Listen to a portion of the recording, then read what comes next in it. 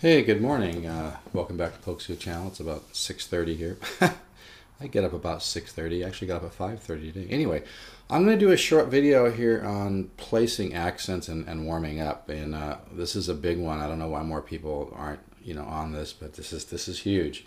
If you really want to get a lot out of your practice sessions, this is the way to do it. You can practice like this, double triplets. And that's fine, but if you start placing accents like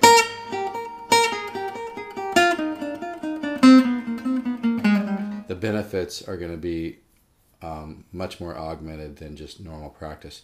So place those accents like, hear what I'm doing? Another great thing to do is to mute with your right hand, because that creates more tension in your right hand and causes your right hand to get stronger. It's about getting the capillaries, when you practice, it's about opening up your capillaries and giving your muscles a workout and building your technique. So if you mute with your right hand, just rest on the strings a little bit, it makes it a little harder to pick. Okay, so placing accents. See that? I could just go.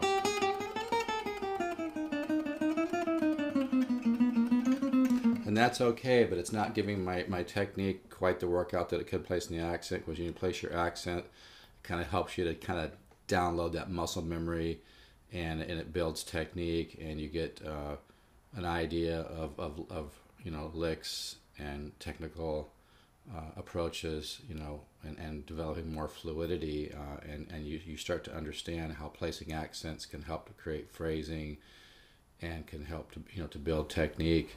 And it gives your technique kind of a reference point. Believe me, this is powerful stuff. Just watch a guy like Al Di Meola play acoustic guitar, and that he used to be famous for long practice sessions at Berkeley. Hear those accents, and then mute.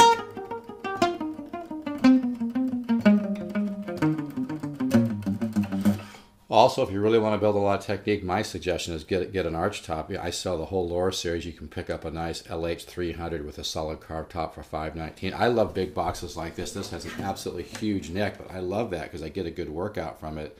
This is over 17 inches wide, but you don't have to have a guitar like this. But this one has a huge neck, and I like that because it adds to the sound as well as it gives me a really great workout. So anyway, the idea then is that accent, right?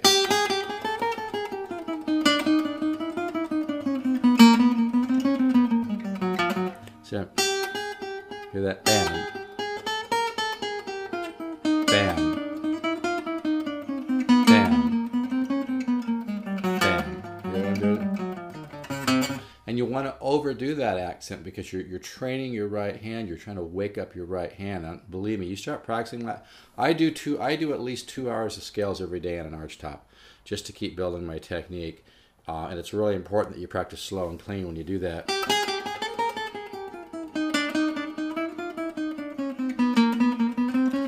Now, you should practice a few different ways. Like here, I'm just tucking my fingers in and not letting my fingers flare out. That's a great way to practice.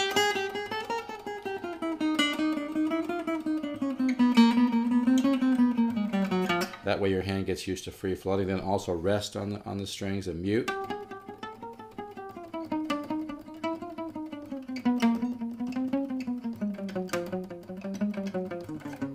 Okay. You can also let your fingers kind of...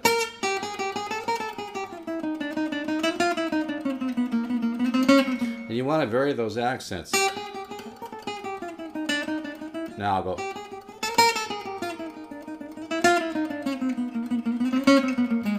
I'll be doing more on this later, but this is huge. If you practice every night and sit there,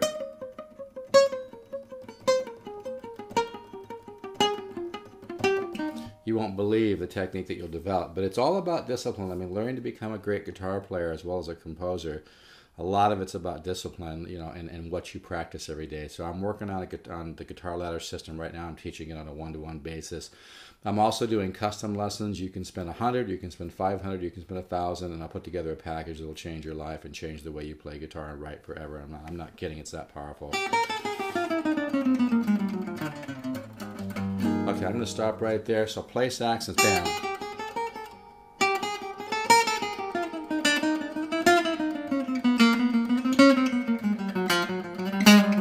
And get yourself an arch top to practice on. Okay, I carry the whole lower series. All right, thanks. Take care.